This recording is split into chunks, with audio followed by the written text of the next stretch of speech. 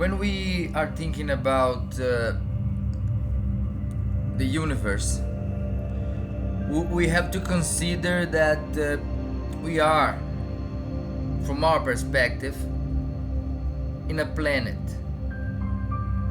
in a specific galaxy, in a corner of the universe.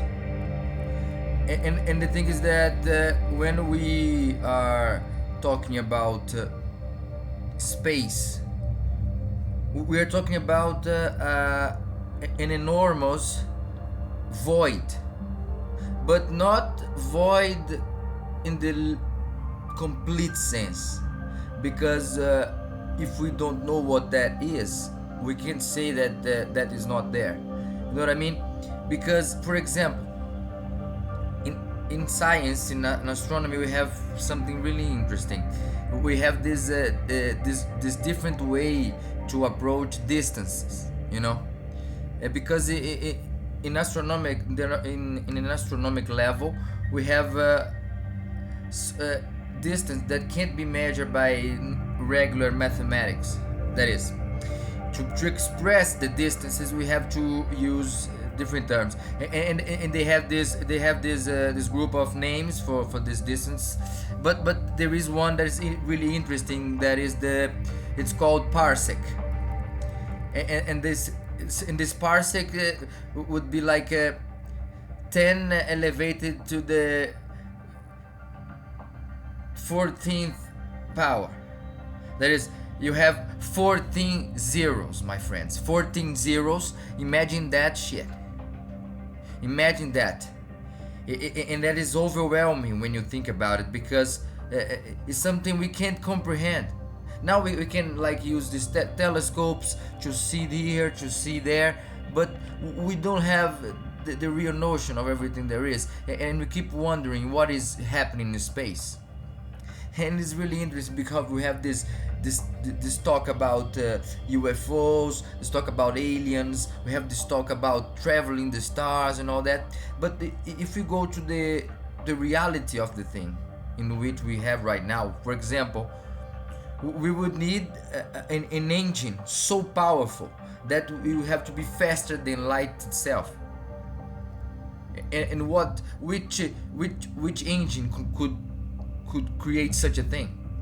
And another question would be how we can, for example, preserve life for a longer time than we usually live. For example, using cryogenic states, that is common in science fiction movies about traveling in space and all that.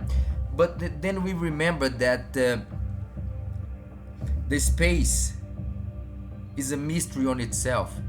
The very existence of this gigantic void, and we being this small piece of dust in this gigantic universe, it puts things into perspective, yeah?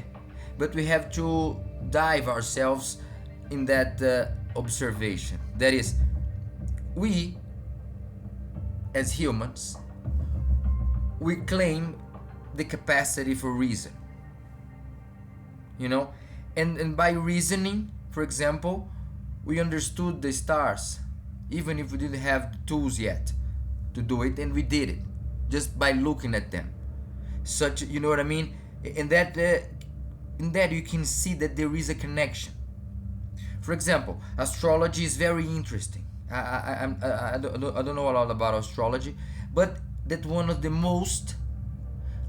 oldest forms of understanding reality, because the human, I'm saying that in let's say scientific terms, intellectual terms, you know what I mean, as we know in civilization. So gazing at the stars, one could wonder about everything around him.